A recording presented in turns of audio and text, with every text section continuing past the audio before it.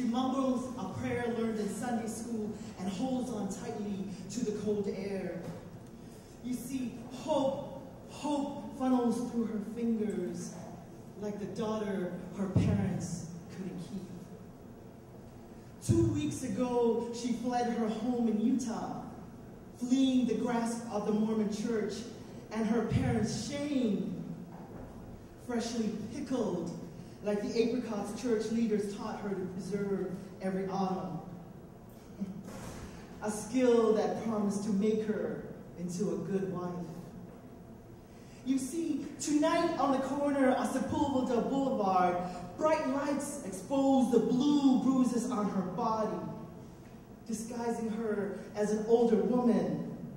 She is her mother, her grandmother, lingering in dark corners, abandoning guests and the tedium of polite conversations. 3 a.m. She telephones her mother, pleading for her life, for a cusp of warmth to quell the cold.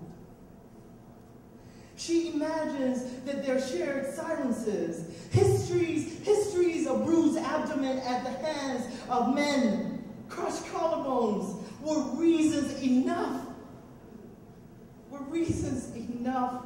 to reconnect them, bury the aching distance, and reunite them. But the silence on the other end hangs and festers like a wound. She is reminded that in her family, there are only sons.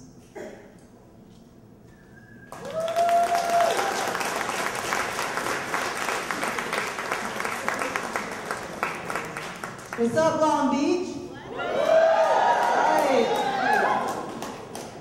Right. You know, what's always on my mind is finishing up my law school applications. But you know, y'all, I never thought I could be a lawyer when I was growing up, you know? I mean, the truth about the matter is, I never thought I would go to college. Because growing up in my family, you know, I was growing up in Provo, Utah. And this was a typical event that would happen in my family, you know. I would be on the phone and I'd be talking to my best friend Marjorie, and I'd be like, yeah, Marge, did Van Buren have that assignment? Oh my gosh, he dissected frogs? Gross. Dad, stop, Dad! Stop, Dad! Stop! What? Oh, Dad!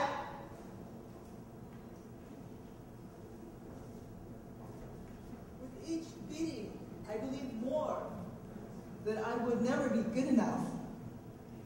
I would never be good enough to have love, to be happy, you know, to go to college. You know, I said I said, I'm gonna fight those doubts. And I did graduate at 32.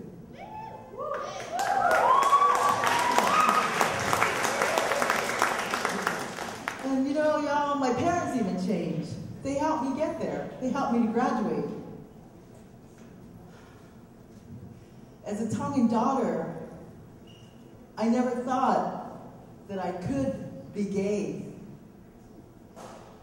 I never thought I could find joy and confidence in my desires. When I moved to the Bay Area, I met Pacific Islander women who loved women. I met Chamorro women who loved women. You know, this is something I never saw before as a Tongan daughter. I met a Samoan woman who hella loved women. No names, no? So bad. So, y'all, I recognized myself in them. I accepted myself with them. And I said to myself, but you know, Lord, how do you tell your parents that you're gay, you know? I mean, you're Tongan, you know, you don't do stuff like that.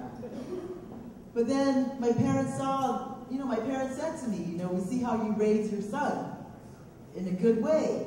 We see how you keep your relationships in a good way, and we're happy for you. And then, you know, I thought to myself, how do I tell? I'm not always a good partner, you know. But then, you know, how do I tell my Pacific Islander community that I'm queer? That I'm a Tongan queer woman? It's scary.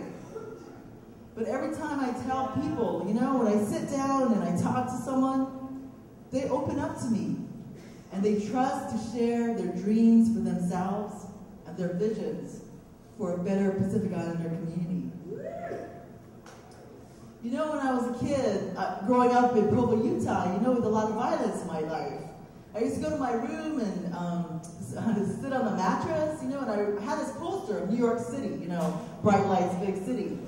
And I would look at this poster and I said to myself, you know, I would always think when I looked at this poster, one day I'm going to find the freedom to stand up for myself and love who I am. Tonight, y'all,